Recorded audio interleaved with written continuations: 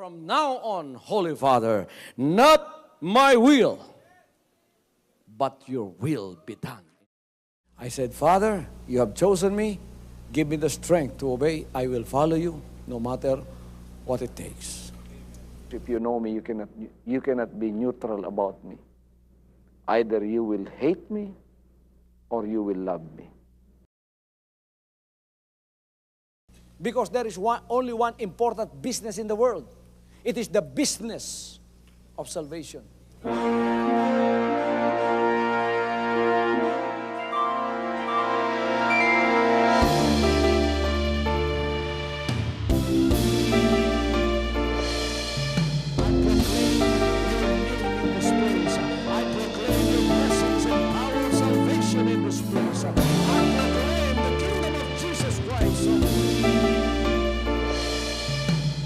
As I am concerned, and as far as the work of God is concerned, we have reached the end.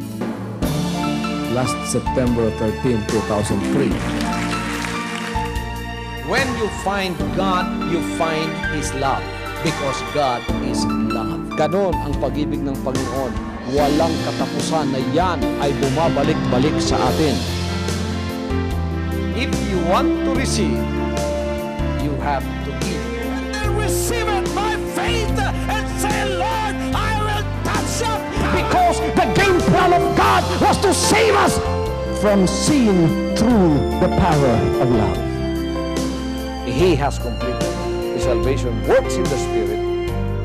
After April 13, the door is open for everyone to come. The salvation works of the Father is now completed in me. Salvation is here.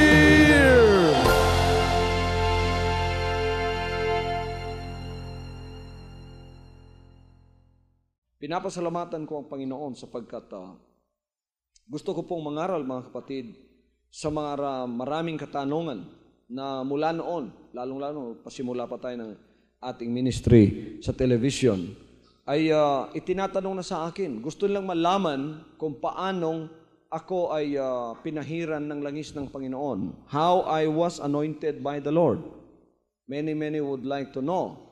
I have received requests, phone calls, and letters telling me how I was anointed. They want to know how God anointed your pastor here. Matagal ko pong hindi maaring may pangaral ito kasi baka masabi ng marami na ang sarili natin ang ating itinataas. Ngunit dumarating po sa punto, mga kapatid, na kailangan pong malaman natin kung sino ang ating pinakikinggan. Tulad ngayon, lubhang nagiging popular ang Hour of Truth na ito sa buong Pilipinas at napakarami ng mga nagtatanong sapagkat na i-compare daw nila, makakatanggap ako ng sulat, maraming mga sulat, iisa ang kanilang comment. Pastor, iba ang espiritong nadarama namin pagka kami ay nakikinig o nanonood sa iyo sa mga salita ng Diyos na nasa sa iyo. At nagpapasalamat ako sapagkat yan ay napansin, mga kapatid. At sa mga sandaling ito, ay gusto ko pong mangaral sa mga bagay na tungkol dyan. At nagpapasalamat ako sa Panginoon na ang ministry ito ay hindi lamang itinayo ng tao. Ito sa katunayan ay itinayo ng ating Panginoon Diyos. Praise the Lord. Kaya marami ang umahad lang sa ministry ito. Marami ang naiinggit sa ministry ito. Marami ang nagagalit dahil sa mga paglago natin. Para sa Jesus Christ Ministry sa buong Pilipinas at sa buong mundo, ang paglago po natin, mga kapatid, ay talagang pagpapala na binibigay ng Panginoon sa atin. Ngunit para doon sa mga makamundo, makatao at makasanlibutang mga pag-iisip, kahit na sila'y nagdadala ng salita ng Diyos, so naniniwalang sila'y mga anak ng Diyos, ito po ministry natin ay hindi naging pagpapala sa kanila. Ang paglago natin ay hindi naging pagpapala sa kanila. Sapagkat kung hindi nga naman talaga magbabago ang tao, ang sa labas ang makikita niya, ang tendency talaga ng mga taong hindi nagbago sa kanilang puso, maiinggit sila sa mga bagay na nakikita lang pagpapalang ibinibigay ng Panginoon sa atin. Pero hindi po natin maiwasan yon. Kasi hindi naman tayo nagpapala sa sarili natin. Ang Panginoon ang siya nagpapala sa atin. At nagpapasalamat ako na sa unahan po at sa center ng ministry ito ay nilagay ng Panginoon ang inyong pastor bilang alagad ng Diyos na magdadala sa butil na pananampalataya. Ang Panginoon, pagka siya ay tumatawag, tinatawag niya ang tao ng ayon sa kanyang kalooban. Hindi ko kalooban na ako'y naririto ngayon sa paglilingkod na ito. Hindi ko kalooban na ako'y nangangaral, sapagkat ang ministry ng pangangaral at ang ministry ng paglilingkod sa kaluluwa, ito ay gawa ng Diyos. Ibinibigay kanino man naisin ng Panginoon. Tulad ng pagkatawag kay Jeremiah. Si Jeremiah ay isang propetang tinawag ng Diyos. Hindi pa man siya naporma sa sinapupunan ng kanyang ina, si Jeremiah ay tinawag na ng Panginoon. Kung meron kayong banal na aklat, makikita po natin yan sa Jeremiah chapter 1 verses 4 to 10. Ganito po ang sinasabi ng Jeremiah chapter 1 verses 4 to 10. Basahin natin mga kapatid sa ating sariling wika. Ang salita nga ng Panginoon ay dumating sa akin na nagsasabi, bago kita inanyong sa tiyan ay nakilala kita. At bago ka lumabas sa bahay bata, ay pinapaging banal kita. Inihalal kitang propeta sa mga bansa. Nang magkagayoy sinabi ko, Panginoong Diyos, narito, hindi ako marunong magsalita, sapagkat ako'y bata. Ngunit sinabi sa akin ng Panginoon, huwag mong sabihin, ako'y bata, sapagkat saan man kita susuguin ay paroroon ka, at anumang iutos ko sa iyo ay sasalitain mo. Huwag kang matakot dahil sa kanila, sapagkat ako'y sumasa iyo upang iligtas kita, sabi ng Panginoon.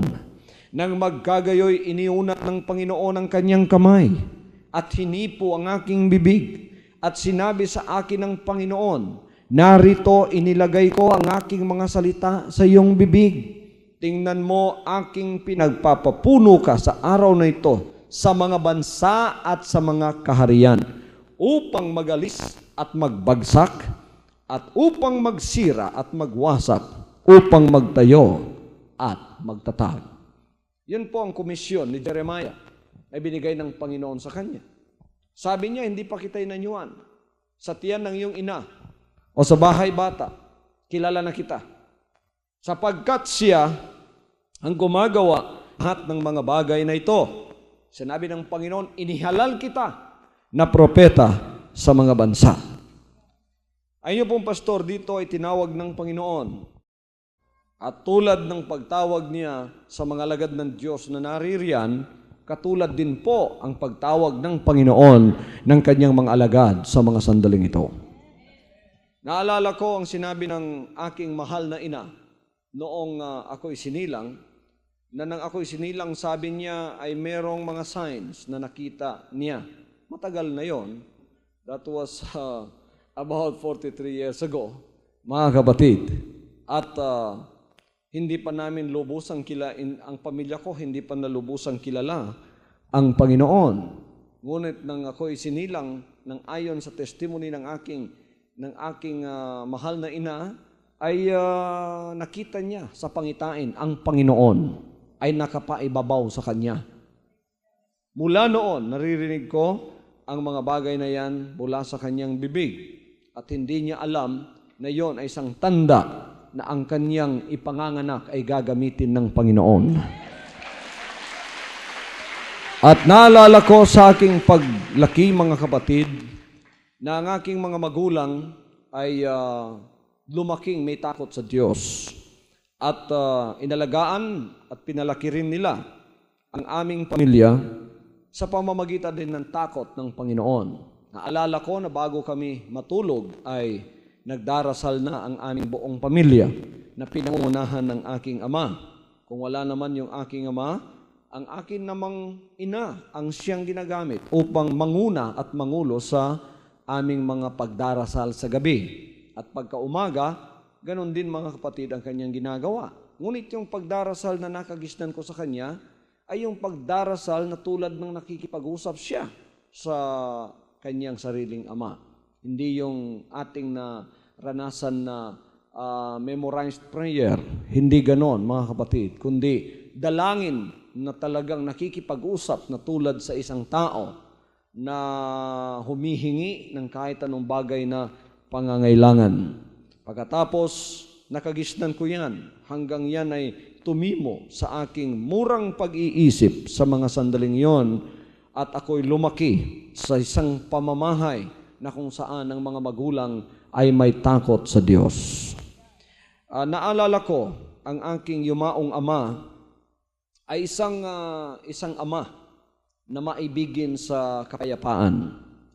I remember my father was peace-loving and he would rather suffer injustice in silence to the extent that sometimes he has to leave a place because he was so peace-loving, he does not want any trouble at all. Yan ang naalala ko sa aking yumaong ama. Masyado siyang maibigin sa kapayapaan. Ayaw niya nang may kagalit, mga kapatid. At mas nanaisin pa niyang siya ay magtitiis sa kasalanan ng iba. Injustice ang kuminsan binibigay sa kanya. Ngunit yan ay tinatanggap niya at kanyang pinapasan na hindi kumikibo. My father, I remember, was firm. He was intelligent and he was brave, but he never was vindictive. Yun ang naalala ko sa aking ama. Yun ang mga traits na talagang nakita ko sa aking yumaong ama. Matapat siya sa kanyang sarili, intelihente siya mga kapatid, at matapang siya, ngunit hindi siya mapaghiganti sa espiritu. Wala siyang masamang kinikimkim sa kanyang puso. Itong mga traits na ito, itong mga pag-uugaling ito, ang siyang nakapagbigay sa akin ng pag-ibig na tingnan ko ang aking ama bilang isang example sa aking buhay. Yon ay kalooban pala ng Diyos, sapagkat yon ay naaayon din sa kanyang kalooban na dapat di magtatagal ay ipamumuhay ng inyong pastor. Praise God. At marahil nakita ng Diyos sa aking mga magulang ang mga bagay na ito, tulad ng pagkakita niya kay Cornelius. Sa Acts chapter 10, makikita natin kung ano ang naibigan ng Diyos kay Cornelius. Sinabi ng banal na kasulatan na si Cornelius ay matakutin sa Diyos. Siya ay nagdarasal sa Diyos, nagbibigay ng maraming limos sa mga tao, at palagi siyang tumatawag sa Diyos. Kahit marahil sa isang sakdal na pamamaraan, ay hindi pa niya kilala ang Panginoon. Ngunit ito ang patotoo ng Acts chapter 1 at chapter 10, verses 1 to 6, sa buhay ni Cornelius. Kaya naman siya tumanggap ng isang pabor sa harap ng Diyos. Isang araw, isang anghel ang sumulpot, mga kapatid, mula sa langit, at pagkatapos ay nagpakita sa kanyang bahay at sinabing, Cornelius, magpadala ka ng mga tao doon sa Joppa, sapagkat may tao doon na magtuturo sa inyo sa kaligtasan, sapagkat ang madalangin mo ay pumasok sa karya ng Diyos at naging alaala para sa Kanya. Marahil ganun din ang nakita ng Diyos sa aking mga magulang, na sila ay tumanggap ng special favor mula sa Panginoon. Isang pabor, mga kapatid, na hindi matutumbasan sa kanilang mga buhay. Sapagkat ang aming pamilya, tinawag ng Panginoon mula sa Pampanga, siya lamang ang nag-migrate dito papunta sa Davao City. Pagkatapos pumunta ang aming pamilya sa Tamayong, Davao City. This is located at the foothills of Mount Apo. Nawala silang kaalam-alam na ang syudad palang itong, syudad ng Davao, ay siyang pipiliin bilang water center of the world ng Panginoon. Praise God! So, sa lahat ng aking mga kapatid, siyam kaming lahat, ako ang pinakabunso at ako ang ipinanganak, mga kapatid, sa Davao, doon sa bundok ng Apo, sa may Tamayong, foothills yun ng Mount Apo, at sa about 2,000 feet above sea level. At doon ako ay nag-iisang ipinanganak sa lahat ng kanilang mga anak, mga kapatid, ng aking mga magulang. Ay hindi ko alam at hindi rin nila alam na may plano pala ang Panginoon sa aming pamamahay. Isang araw, mga kapatid, ay bumisita nga ang Panginoon sa aming pamamahay. We remember that in the early 1960s when the Lord visited our family. Masyado pa akong bata noon. Ang unang tinawag yung aking buong pamamahay, kasama na ng aking mga kapatid at buong pamilya. And then our family was converted into the truth. Although it was only partially the truth sa busal na pananampalataya, pero doon ipinakilala ng Diyos sa amin ang kanyang kalooban sa aming buhay, na sa mga sandaling yon, nang makilala ng aking pamamahay, mga magulang at mga kapatid, ang Panginoon, silang lahat ay tumanggap ng Holy Spirit. And they spoke in tongues as the Spirit gave them the utterance. At first, my father was hard-hearted. He did not believe anything that the preachers that came were preaching about the Word of God. Matigas yung puso niya. Sinabi nga niya, namatay ang kanyang ama, namatay ang kanyang ina, ngunit siya ay hindi umiyak noon. At pagkatapos, mga kapatid, ay dumating ang point sa buhay ng aking yumaong ama na talagang ang Panginoon na ang magpapakita sa kanya ng isang milagro. Hanggang dumating ang isang misyonaryong babaeng Amerikana na siya ang ginamit ng Panginoon upang ang aming pamamahay ay makakilala ng katotohanang nakilala namin noon. Although sinabi ko na kanina, partial pa lang na katotohanan, ngunit yun na ang pasimula na ang katotohanan ay marireveal sa aming pamumuhay. So, ang nangyari, mga kapatid, ay skeptic ang aking ama, although tumanggap na yung buong pamamahay namin. Ngunit ang aming ama ay medyo reluctant pa ng magbago ng kanyang posisyon sa pagtanggap ng bagong katotohanan ng kanyang naririnig at nakikita. Hanggang ang Panginoon ang gumawa ng paraan upang siya ay makonvert na nga at mapasa katotohanan na ibinibigay ng Panginoon sa kanya. Ano ang nangyari? Isang araw, bumisita sila sa pamamahay ng babaeng ito. At ang babaeng ito, mga kapatid, ay nananalangin sa harap ng kanilang bahay, sa labas ng kanilang bahay. At sa kanyang pananalangin, ang babaeng ito ay nagsalita ng iba't ibang wika. Sa kanya, iba't ibang wika yon. That was speaking in tongues to her because she was an American woman. Pero para sa aking ama, yon ay hindi kakaiba sapagkat ang babaeng yon ay narinig niyang nagsalita sa aming sariling Pampango language. Kaya nagsasalita yung babaeng yon, pinakikinggan ng aking ama. Pagkatapos na magdasal ng babae, tinanong ng aking yumaong ama, saan ka ba natutong magsalita ng aming lingwahe? Sinabi nung Amerikana, hindi ako natutong magsalita ng inyong lingwahe. Bakit? Ano bang sinasabi ko kanina? Para sa akin, I was speaking in tongues. Sinabi niya, you were speaking our own Pampango dialect. Sinabi nung American missionary woman, anong sinasabi ko? My father said, you were praising God in our own language. You are declaring the greatness of God in our own language. That was how my father was converted. My father said, if this is not the truth, then what is? What is the truth? Kung hindi pa ito ang katotohanan, ano pa kaya ang mas katotohanan dito?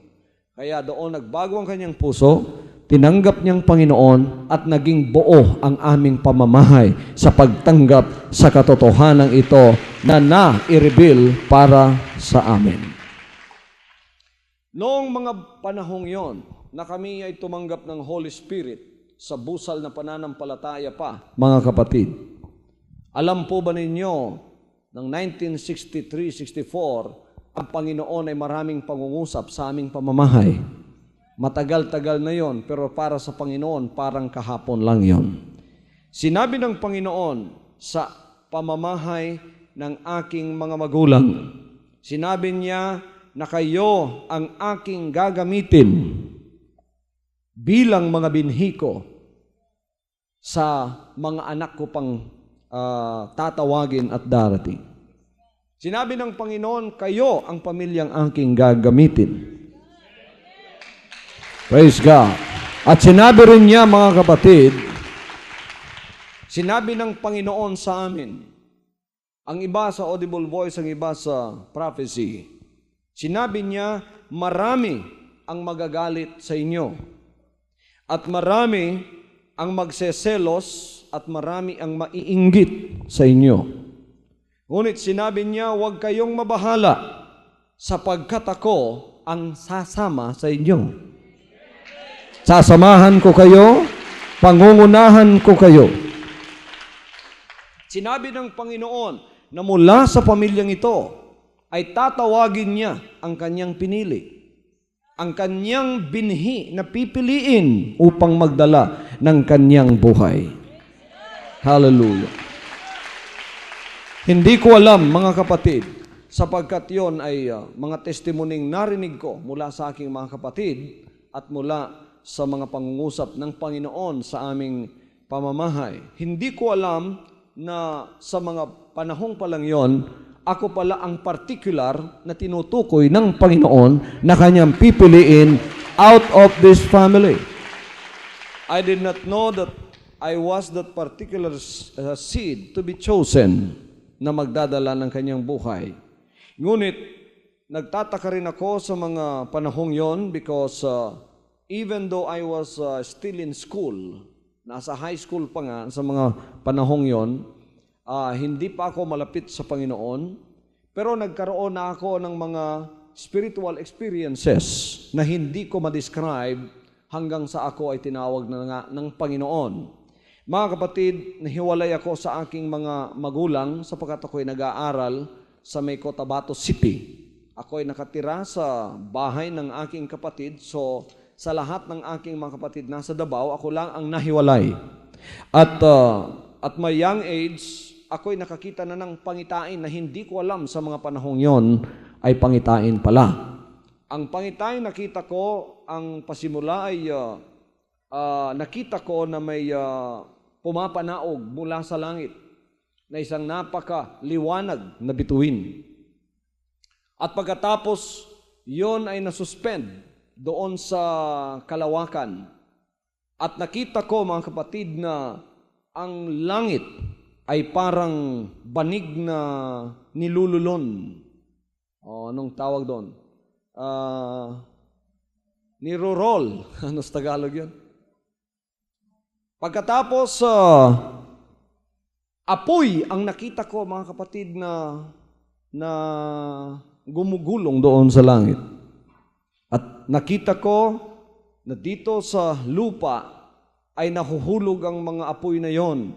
At nakita ko, mga kapatid, ang napakaraming tao in a state of pandemonium, nagtatakbuhan in all directions. There was pandemonium, panic, and confusion and chaos in all directions. These people were running out because the fire was chasing them. Sapagkat yung bahay namin noon malapit sa dagat, nakita ko na sa dagat ang mga tao ay lumangoy, pumunta upang matakasan ang apoy na dumarating. Ngunit hanggang sa dagat, sila ay hinabol ng apoy na yon. Talagang halos buong sanlibutan, siguro ang mga taong yun, nakita ko, mga kapatid, na nagtatakbuhan.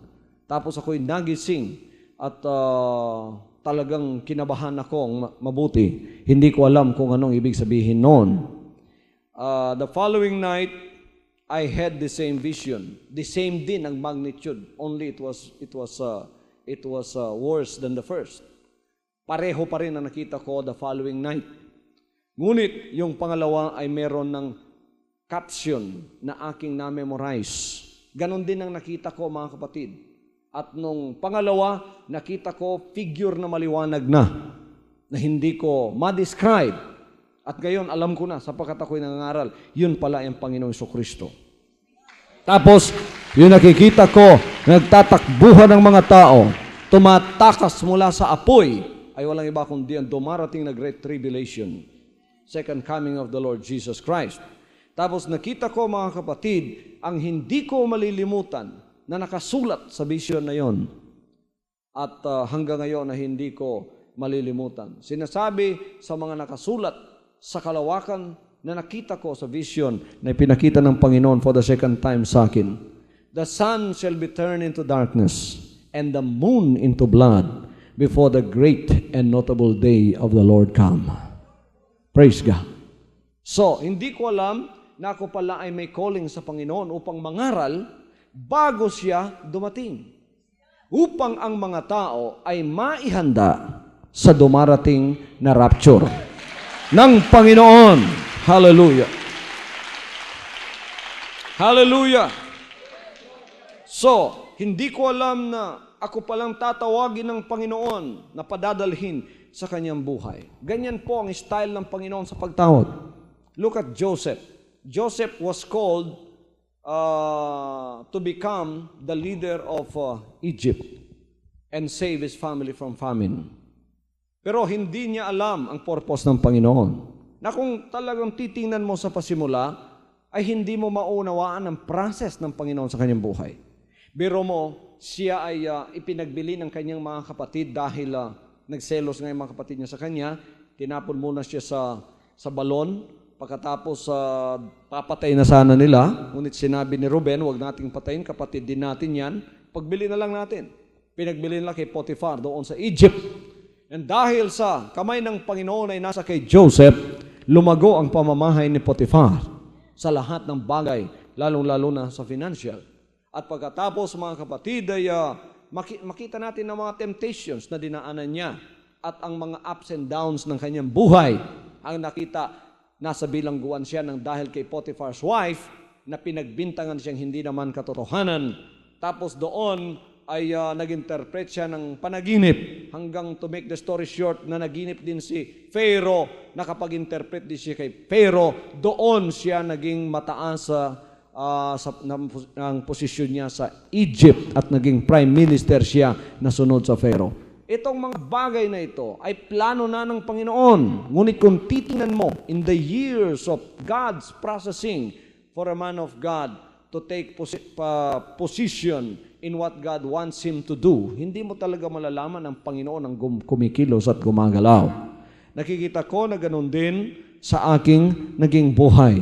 Hindi ko alam na ako pala ay merong isang espesyal na pagtawag sa Panginoon sa huling araw na ito. Hallelujah. At ang mga visions na ito ay hindi ko malilimutan. Merong isang panahon, binabasa ko ang Word of God from page to page, from Genesis to Revelation. Binabasa ko, mga kapatid, ang mga salitang yan at talagang uhaw na uhaw ako sa mga salita ng Diyos. At isang gabi, pinakitaan din ako ng isang pangitain ng Panginoon na sinasabi niya, "If you shall seek me, you shall find me in my way."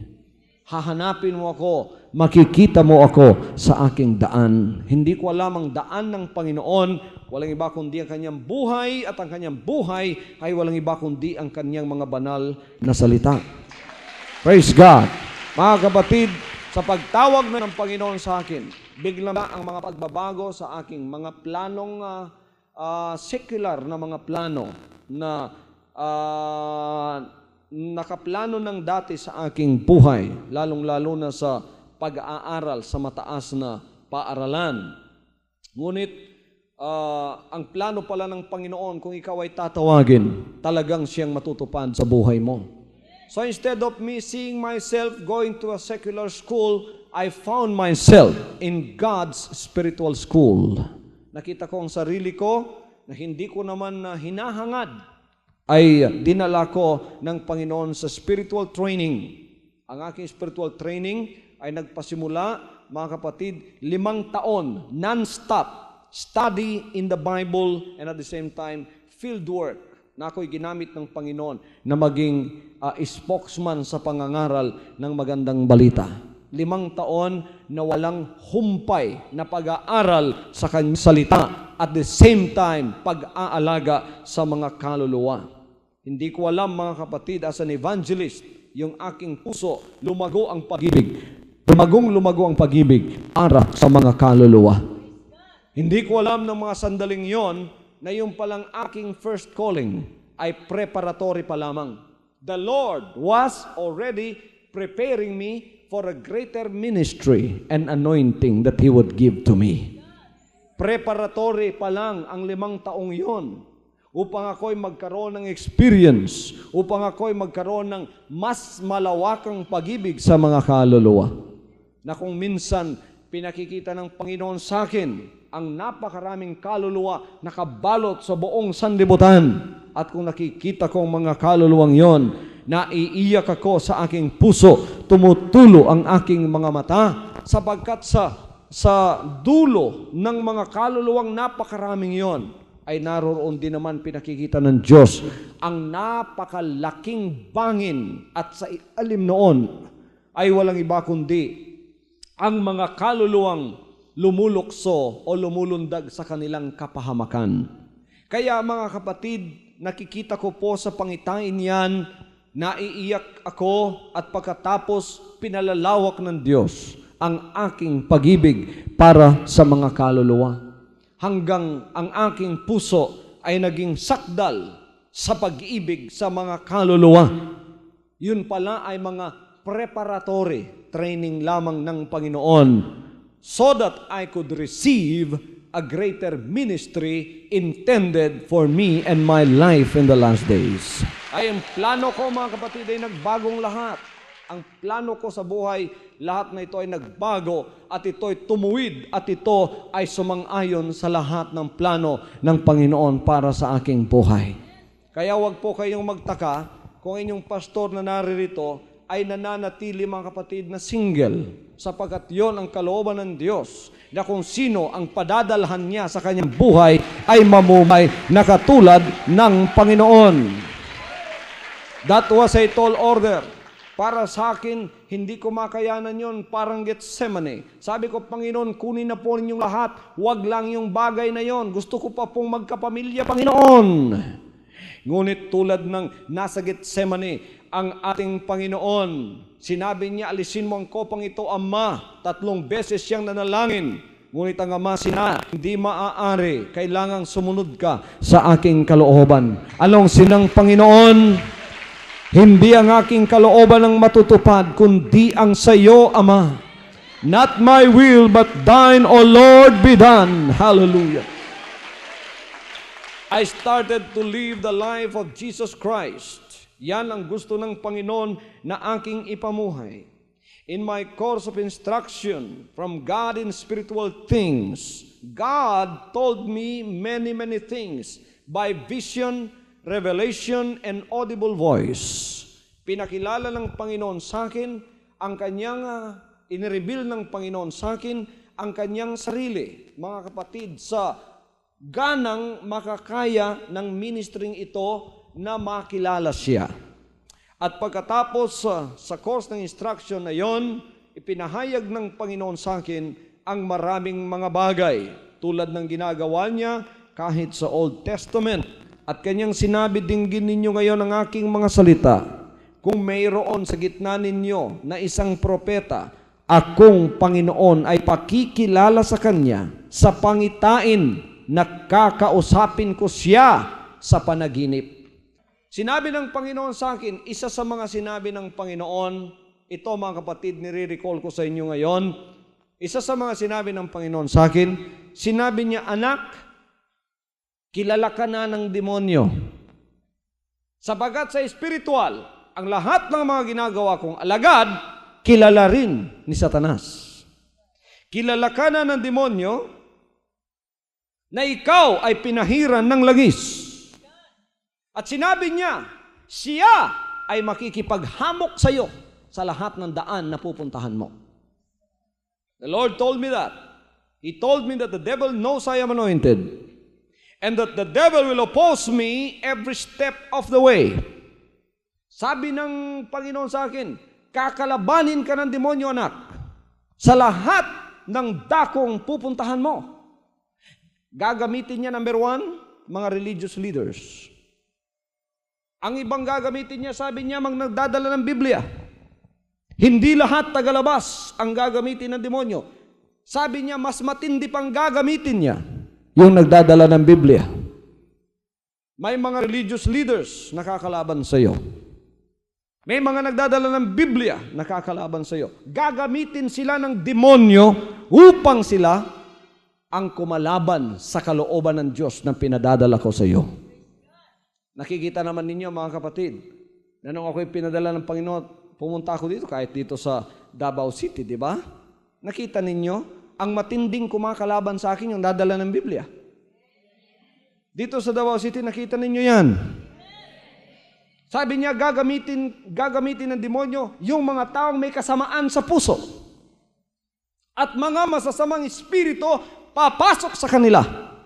And they will oppose you every step of the way. Ngunit anong sinabi ng Panginoon? Sabi niya, huwag mong alalahanin sila, sapagkat ang aking anghel ay uuna sa iyong daan. Hallelujah! Sabi ng Panginoon, ang aking anghel ay uuna sa iyong daan. Ang magiging kalaban mo ay kalaban din niya. At ang magiging kaibigan mo ay kaibigan din niya. Sinabi ng Panginoon sa akin, sapagkat ako'y pinahira ng langis, ang lahat na nagtitipon laban sa akin at sa ministry ito ay babagsak ng dahil sa anointing na yon. Bakit babagsak? Sapagkat ang kahatulan ay papasok sa kanilang buhay kung hindi sila magsisisi sa kanilang ginagawa. Ay sabi ng Panginoon, anak, ipanalangin mo ang lahat ng kumakalaban sa iyo.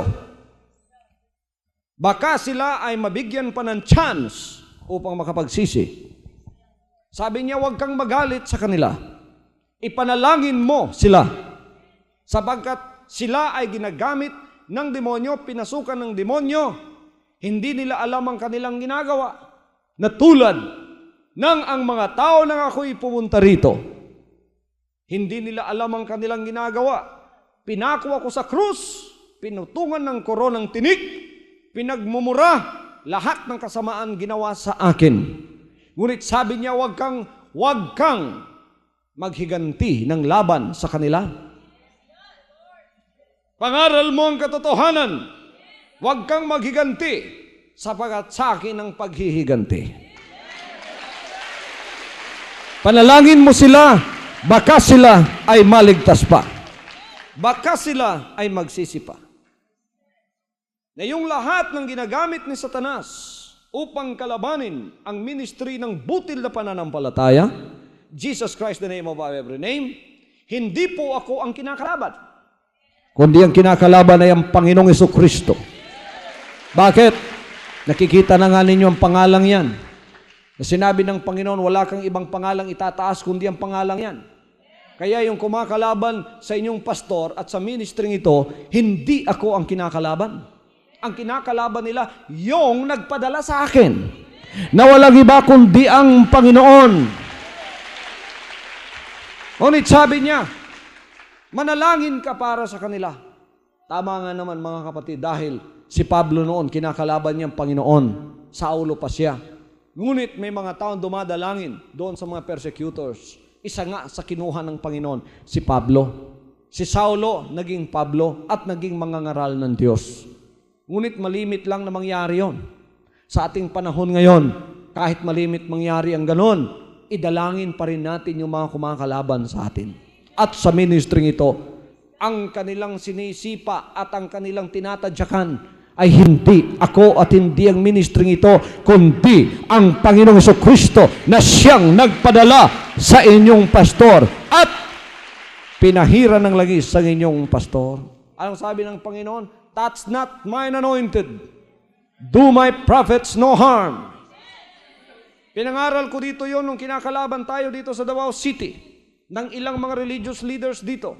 Winarningan ko sila. Sinabi ko, magsisi kayo sa inyong ginagawa. Kilaban ng kalaban, ako'y nananalangin para sa kanila. Hindi muna ako nag-issue ng warning. Hindi muna ako nagsalita. Ngunit mga kapatid, dumating ang punto na ang Panginoon ang siyang nag-utos na sa akin.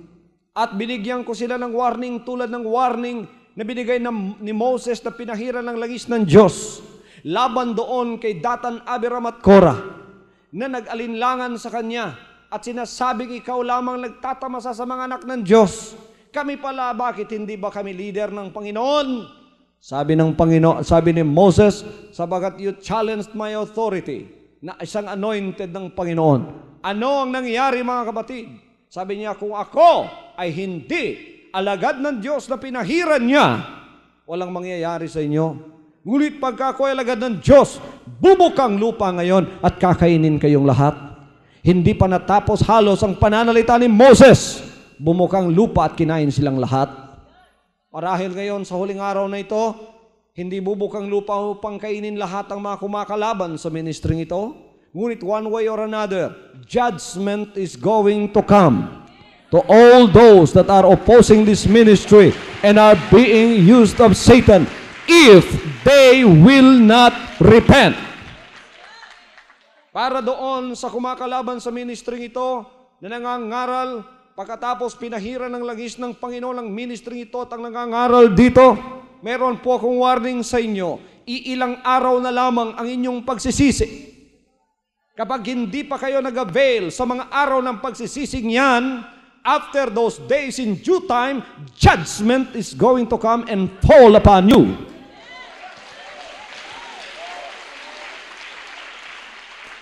Na-issue na rin po ang warning na yan doon sa kumakalaban kahit sa gawain ng Diyos dito sa siyudad ng Davao. At alam ninyo kung ano ang nangyari sa isang nangangaral na kumakalaban sa atin dito. Alam ninyo kung anong tragedy mga kapatid ang talagang sinuong niya.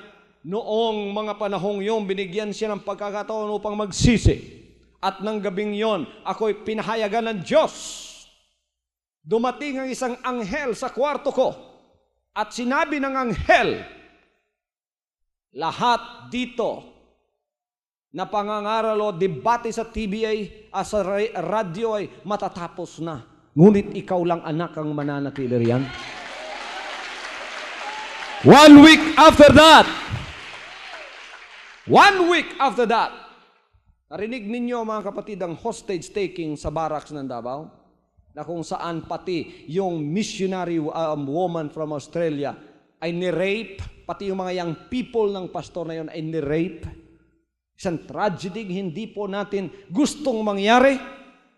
Ngunit dumating ang judgment sa buhay niya at hindi siya nagsisi, kaya ang pangyayari ay nakakalungkot. Ni-issue ko rin ang warning na ito sa lahat ng kumakalaban sa anointed ministry ng butil na pananampalatayang ito na humahadlang at ginagamit ni Satanas. Magsisi na kayo habang may panahon pa. If you fail to repent,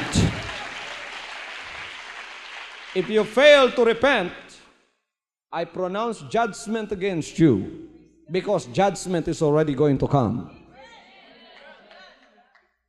Kung kayo ay magsisisi, patatawarin pa kayo ng Panginoon. Para doon sa kumakalaban na ginagamit ni Satanas laban sa ministry ito, dalawang bagay lamang ang mangyayari sa inyo. Kung kayo ay magsisisi, manalangin kayo sa Diyos. Kung may mga Diyos pa kayo, manalangin kayo sa Diyos at suriin ninyo ang sarili ninyo at itanong ninyo sa Panginoon ang ministry ito na kinakalaban ninyo. Kung kayo ay may Espiritu ng Diyos, ipahahayag ng Diyos sa inyong katotohanan. Ngunit kung hindi kayo magsisisi, magiging matigas ang ulo ninyo. Mga kapatid, ang kahatulan ng Panginoon ay babagsak sa inyo at hindi maganda ang pangyayaring katapusan ng inyong mga buhay. Anong sinabi ng Panginoon dito sa Hebrews chapter 10, verses 26 to 31. Ito ang sinasabi ng Panginoon sa Hebrews chapter 10, 26 to 31. Sapagkat kung ating sinasadya ang pagkakasala, pagkatapos nating matanggap ang pagkakilala sa katotohanan, ay wala nang haing natitira pa tungkol sa mga kasalanan, kundi ang kakilakilabot na paghihintay sa paghuhukom ng isang kabangisan ng apoy na lalamon sa mga kaaway. Ang magpawalang halaga sa kautusan ni Moses sa patotoo ng 2 o 3 saksi ay mamamatay na walang awa. Gaano kayang higpit ng parusa sa akala ninyo ang ihahatol na nauukol doon sa yumurak sa anak ng Diyos at umaring di banal sa dugo ng tipan na nagbanal sa Kanya at malipusta sa espiritu ng biyaya? Sapagkat ating nakikilala yung sabi, akin ang paghihiganti, ako ang gaganti, at muli huhukuman ng Panginoon ang Kanyang bayan. Ang lahat na ipinararatang na hindi po katotohanan sa ministring ito, yang lahat ay pinapasan natin sa krus ng pananampalataya. Hanggang may pagkakataon pa ang mga taong ginagamit ni Satanas na magbago, sila ay bibigyang chance ng Panginoon upang magbago sa pamamagitan ng pagsisisi. Ngunit kung sila ay hindi magbabago, sigurado na lamang na kahatulan nga ang babagsak sa kanila. Ano ang sinasabi ng Panginoon sa banal na kasulatan na ating binasa? Isulat po ninyo yan sapagkat yan ay mahalaga. Ang ministring ito na kung saan pinahira ng langis ang inyong pastor ay upang mapakain ang mga anak ng Diyos ng kanyang kalooban. My ministry as chosen and anointed is to feed God's household.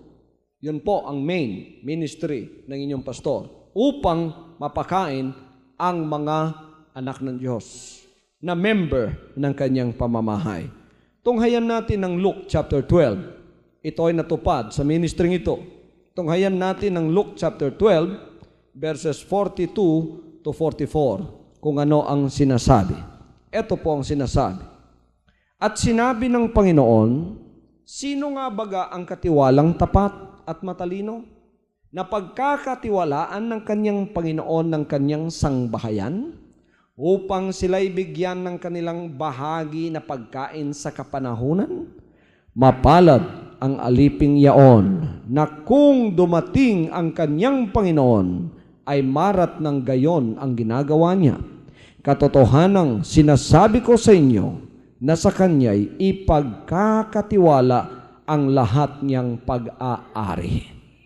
Praise God! Sinabi ng Panginoon sa ministring ito, sinabi ng Panginoon sa akin, in due time, sabi ng Panginoon, sa buhay mo anak at sa ministring ito matutupad ang Old and New Testament. Kaya nakikita naman ninyo ngayon natutupad sa buhay ng inyong pastor bilang nagdadala sa buhay ng ating Panginoon ang mga bagay na ito. Amen? Na kung paanong inusig ang Panginoon, ganon din ang gagawin sa akin. Sinabi niya, kung ako nga na Pangulo ng pamamahay, inusig at tinalipusta ng mga tao, sino pa kaya kayo na mga member ng aking pamamahay? Servant is not greater than his Lord.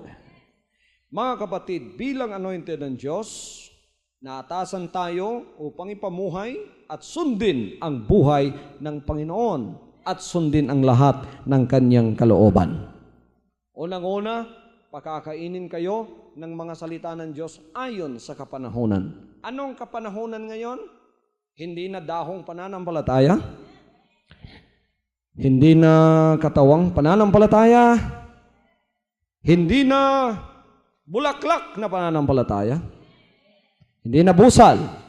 Ito ay kapanahunan ng butil na pananampalataya. Hallelujah! Sa spiritual family na ito, mga kapatid, wala na po ritong makataong relationship na yon ang aandar o gagana. Yung family name natin, subservient na yon. Ang nauuna po rito, yung pamilya ng Diyos. Siya ba ang ating Ama? Amen. Tayo ba'y kanyang mga anak? Amen. Kahit iba-ibang mga apelyido natin, iisa na ba ang ating Espiritu? Amen. Tayo ba'y magkakapatid sa Panginoon? Amen. Kaya tayo ang tunay na pamilya ng Diyos.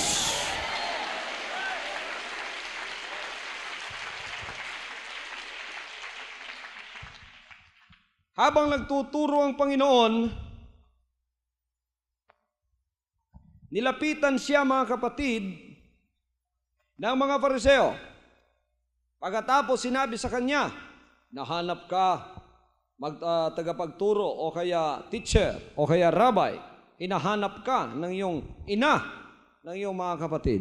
Ito ang sagot ng Panginoon sa kanila sa Matthew chapter 12, 48 to 50. Etong sinabi ng Panginoon sa bawat isa sa kanila.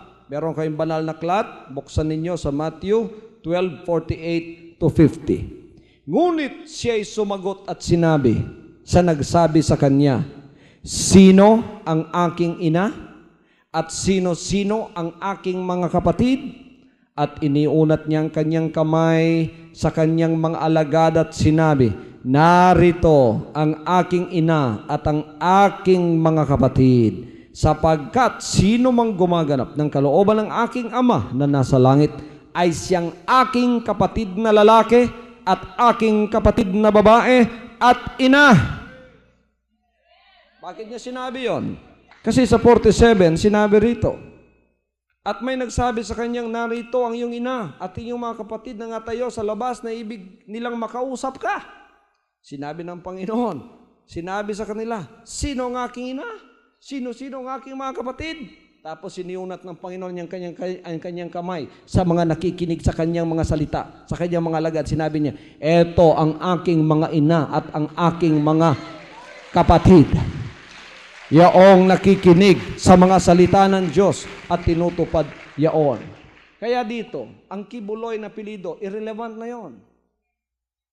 Walang palakasan system dito. Amen. Hindi to katulad ng uri ng sanlibutang pamamahay. Ang dito, mga kapatid, ang kinikilala, yung tumutupad sa kalooban ng Diyos. Yon ang tunay kong kapatid. Hallelujah! Yon ang tunay kong kapatid. Kahit kibuloy ka pa, kung hindi ka tumutupad sa kalooban ng Diyos, hindi kita kapatid.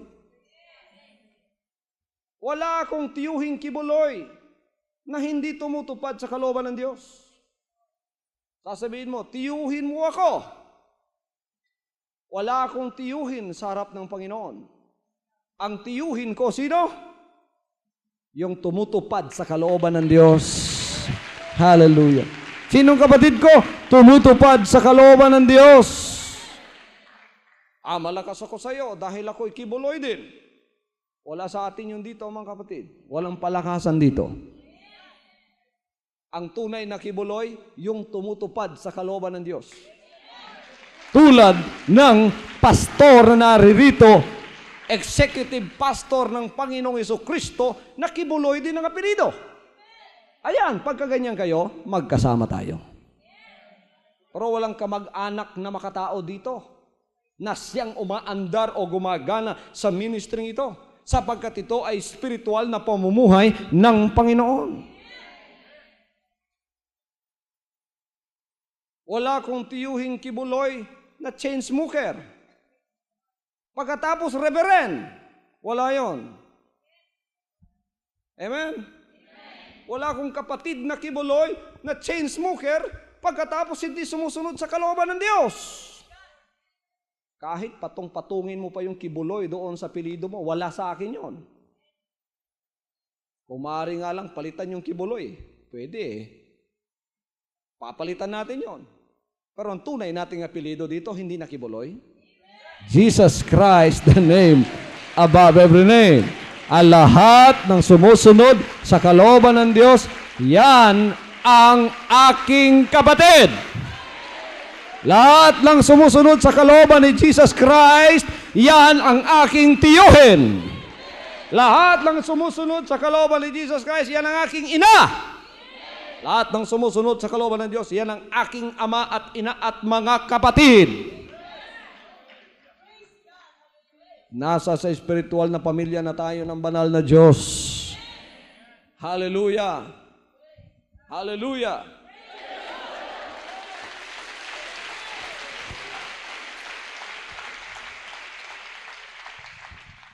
Naririto tayo hindi upang maging kalugod-lugod sa tao lamang. Ang una nating ginagawang kalugod-lugod ang ating sarili ay para sa Diyos. Bakit? Sapagkat ganyan po ang mga tinatawag ng ating Panginoon. They were not called to please men, but they were called to please God. Ano ang sinasabi ng Galatians chapter 1, verse 10 to 12? Ito po mga kapatid, pakinggan natin ang sinasabi ng Galatians chapter 1, verses 10 to 12. Sapagkat ako bagay nanghihikayat ngayon sa mga tao o sa Diyos? O ako bagay nagsisikap na magbigay lugod sa mga tao? Kung ako'y magbibigay lugod pa sa mga tao, ay hindi ako magiging alipin ni Kristo. Sapagkat aking ipinatatalastas sa inyo, mga kapatid, tungkol sa ebanghelyo na aking ipinangaral, na ito'y hindi ayon sa tao. Sapagkat hindi ko tinanggap ito sa tao, ni itinuro man sa akin, kundi aking tinanggap sa pamamagitan ng pahayag ni Hesukristo. Everybody say, praise the Lord. Ito pong ebanghelyong ito, sa butil na pananampalataya, tulad ng sinabi ko sa inyo, hindi ito itinuro ng tao. Ang Diyos po ang nagbigay nito. Kaya ang Diyos ang binibigyan natin ng lugod. In our process of pleasing God, we cannot please all men. Siguradong may magagalit sa atin. Oh. Kayo may mga kamag-anak sa laman. Ako meron ding mga kamag-anak sa laman. Pero hindi ko mo kamag-anak ko sa laman, pasok na sila rito dahil ako ang pastor dito. Hindi. Kahit kamag-anak ko sa laman, pagka pumasok sa paglilingkod na ito, kailangan sila rin ay sumunod sa kalooban ng Diyos. Hallelujah. Hallelujah. Walang kamag-anak incorporated dito. Kung minsan sa ating pamahalaan, makikita natin yung kamag-anak incorporated, ano? Dito po, walang kamag-anak incorporated. Ang kamag-anak natin dito, sino? Yung sumusunod sa kalooban ng Diyos, nakikinig sa kanyang kalooban at sinusunod ito.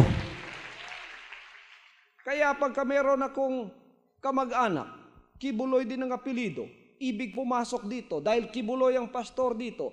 Pagkatapos ayaw naman magbago sa bisyo, hindi ko po kilala yun. Matakot kayong tawaging reverend ang sarili ninyo kung di kayo nagbabago.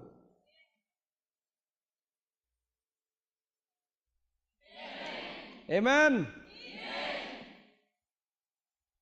Walang palakasan system dito. Lahat dito ay nagpapailalim sa kalooban ng Panginoon. Hallelujah! Hallelujah! Lahat dito ay nagmamahal sa Panginoon. Lahat dito sa ministry ito, kahit anong apelido mo, irrelevant na yon. Ang tinitingnan dito kung ikaw ay tupa ng Panginoon. Kung ikaw ay masunurin sa Kanya. Kung ikaw ay nagmamahal sa Kanya. Yon mga kapatid ang ating kikilalanin sa ministry ito. Praise the Lord. Kaya nagpapasalamat ako. Ang una kong idinadalangin yung mga kamag-anak ko. Tulad nga ng sinabi ni Pablo, I would rather be cursed, sabi niya, so that they will be saved. Yung sa mga kamag-anak niya. Nangangaral nga tayo sa iba. na hindi natin kamag-anak. Lalong-lalo na yung kamag-anak natin. Pero alalahanin po ninyo na kung minsan yung kamag-anak ninyo ang siya pang suwail na hindi tatanggap sa kalooban ng Diyos. Nangyari ba yon? Amen. Ang Panginoon ang nagsabi, He came into His own and His own received Him not. Pumunta siya doon sa mga sariling kanya, ngunit ang sariling kanya, hindi nga siya tinanggap. A prophet has no honor in his own country. Dito, mahal na mahal ninyo ako, ngunit merong kamag-anak kong kaapelido ako, sinusumpa nila ako. Bakit? Kasi mga kapatid, ang umiiral sa kanila, yung makataong pagiging kamag-anak. Hindi nila nauunawaan yung espiritual na pamamahay ng Diyos, na dito yung sumusunod lamang sa kalooban ng Diyos ang tinatanggap. Hallelujah.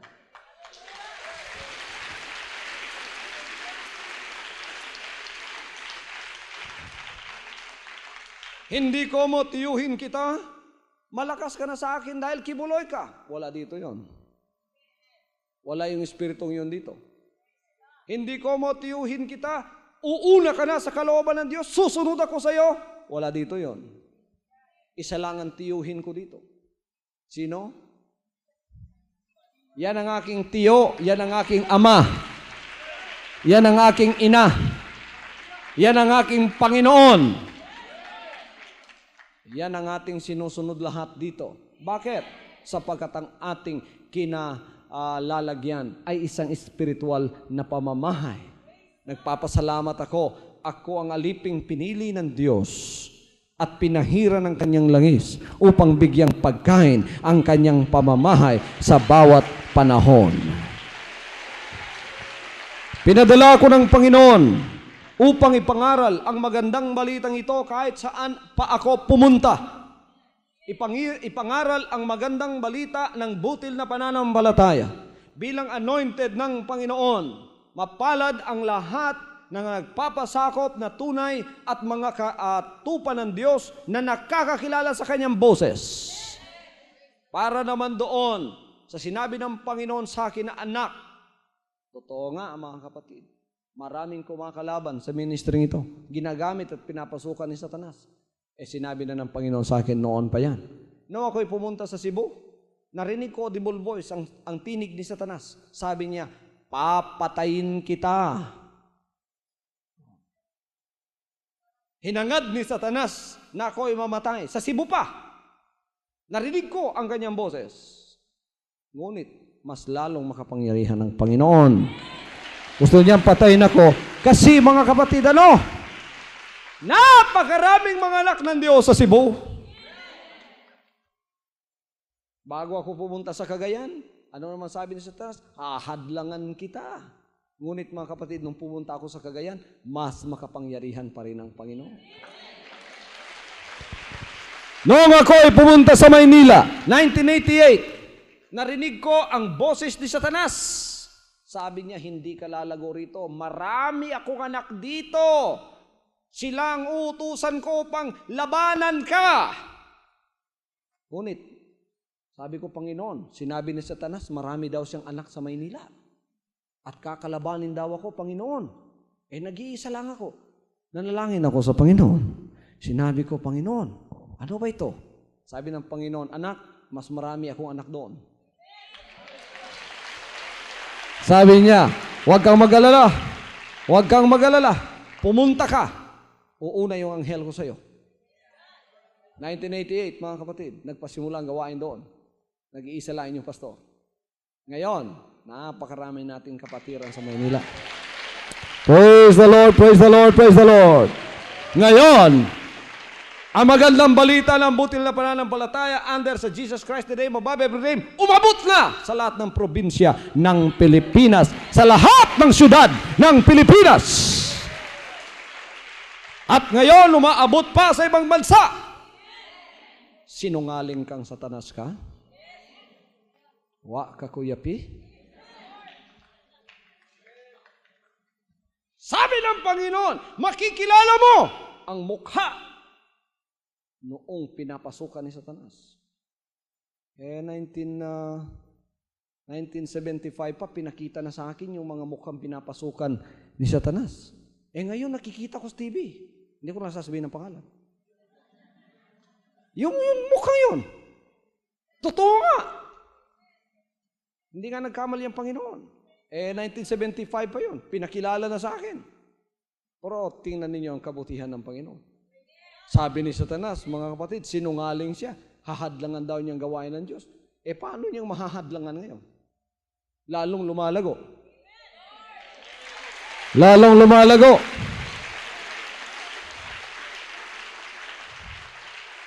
Sa Maynila, dalawa na yung telecast natin. Mag-ingat si Satanas sa Maynila sapagkat yan ay magiging daily sa Maynila.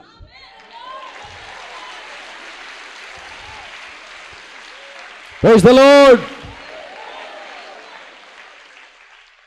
Para sa inyong mga anak ng Diyos na nakikinig sa mga sandaling ito, mga kapatid, pagpalain kayo ng Panginoon, lahat po kayo ng mga anak ng Diyos sa lumalagong ministry ng Jesus Christ sa buong Pilipinas at naaabot ng pananampalatayang ito. Pagpalain kayo ng Panginoon, saan man kayo naroroon. Tinawag kayo ng Panginoon, pinapakinggan ninyo ang boses ng inyong pastor dito. Na sinugo ng Panginoon, pinahira ng langis. Sabi ng Panginoon, lahat ng umiibig sa ministring ito at nananalangin sa pastor na ito, pagpapalain ng Panginoon. Lahat naman ng kumakalaban sa ministring ito, bibigyan ng chance upang makapagsisi. Kung di po sila magsisisi, naawa ko sa inyo, kahatulan ang papasok sa buhay ninyo. Masdan po ninyo, mga kapatid, ang lahat ng kumakalaban sa ministry ito, pagmasdan ninyo at inyo pong itali ang buhay nila mula lang sila'y kumalaban, makikita po ninyo pababa ang lahat ng iyon. Ngunit masdan po ninyo ang lahat ng nagmamahal sa paglilingkod na ito, ang pagpapala ng Panginoon darating sa kanilang mga buhay, one way or another. Pagpalain kayo ng Panginoon, iligtas kayo sa lahat ng masamang espiritu, mga karamdaman ninyo at mga problema, bibigyan kalutasan. Habang nakahawa kayo inyong mga kamay, sa television set na yan, ang kapangyarihan ng Panginoon, papasok sa inyong mga buhay at kayo ay bibigyan ng pagpapalang karapat-dapat na inyong hinihingi sa Kanya sa mga sandaling ito. In Jesus' name. Amen. From now on, Holy Father, not my will, but your will be done. I said, Father, you have chosen me. Give me the strength to obey. I will follow you no matter what it takes. If you know me, you cannot be neutral about me. Either you will hate me or you will love me. Because there is only one important business in the world. It is the business of salvation.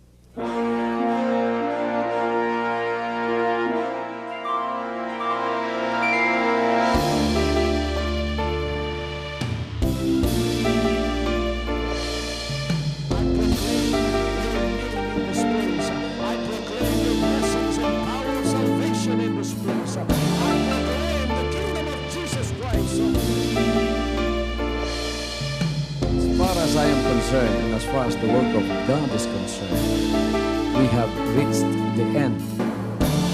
Last September 13, 2003. When you find God, you find His love. Because God is love. Ganon ang pag-ibig ng Panginoon. Walang katapusan na yan ay bumabalik-balik sa atin. If you want to receive, you have to give. Receive it by faith and say, Lord, I will touch up. Because the game plan of God was to save us from sin through the power of love. He has completed. His salvation works in the Spirit. After April 13th, the door is open for everyone to come. The salvation works of the Father is now completed in me. Salvation is here.